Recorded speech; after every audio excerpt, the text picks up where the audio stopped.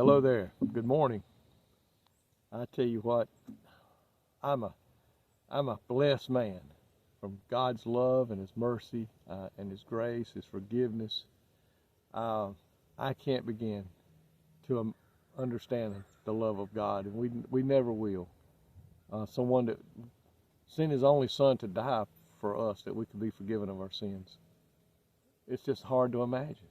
I'm so thankful that Jesus was willing to do that today, and I pray you are too. And if you're lost this morning, He died so that you could be saved. All you have to do is just cry out to Him and confess that you're a sinner, that you're in need of a Savior, and you know that Jesus is the one. He's the Son of God who died for our sins today. I want to look in 1 Peter chapter 5, verse 5. It talks about something here that we all have to guard against. In this verse it says, "Likewise, ye younger, submit yourselves unto the elder.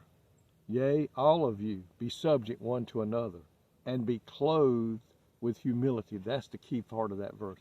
"And be clothed with humility. For God resisteth the proud, but giveth grace to the humble." The opposite of humility, the opposite of being humble is pride. Humility must mark God's people. God's people are not to be a prideful people. We don't go walking around saying, "Look at me. God saved me. Look who I am. Look what I've done. This church can't exist without me." Folks, listen, that is pride. That is of the devil. That is what God wants in His children. What does it mean to be humble? It means to be absent of pride in oneself. It means to be aware of our weaknesses and to give God and others the praise for what is accomplished. Pride got Satan thrown out of heaven. He was an important angel, but then he began to want to be God. He thought, "Look at me. I can run this place better than God can. I can do a better job. And once I can get on that throne, I'll be the man."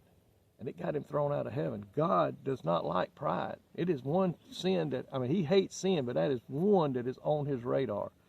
It says, why a person that has pride in their life cannot be used of good. Why? Because they think they can do it better. They think they know better. And we've all seen people that said that was a know-it-all. They have pride in that. And you can't teach them anything. You can't tell them anything because they already know it. And that's what's the problem with Christians. When they let pride get into their life, God can't do anything with us because we already know better.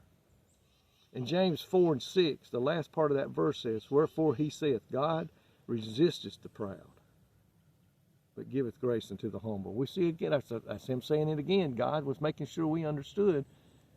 He don't like pride. He hates it. It should not be a part of our life today.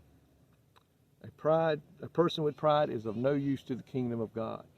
James 4 and 10 says that. "Humble yourself in sight of the Lord, and He will lift you up." Let Jesus be the one that lifts us up. Don't lift your own self up.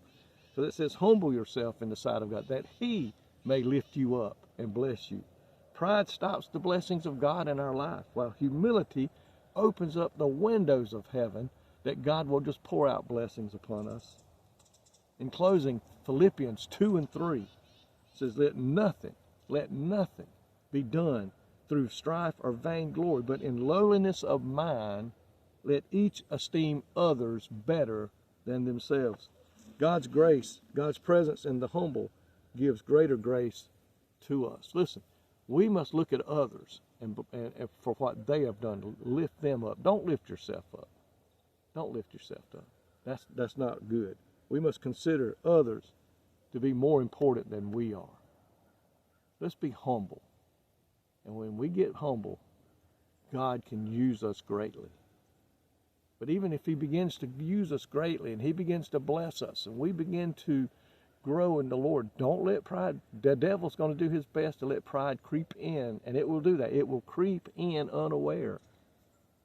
And we may not know it until we got swallowed up with pride.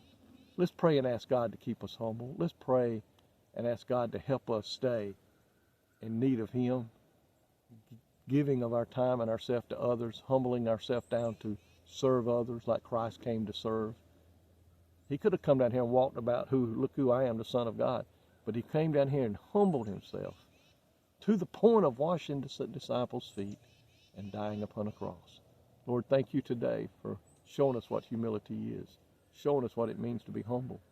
I pray today, God, those that are listening and to myself, help us to be humble, that we may be used of you for the kingdom of God.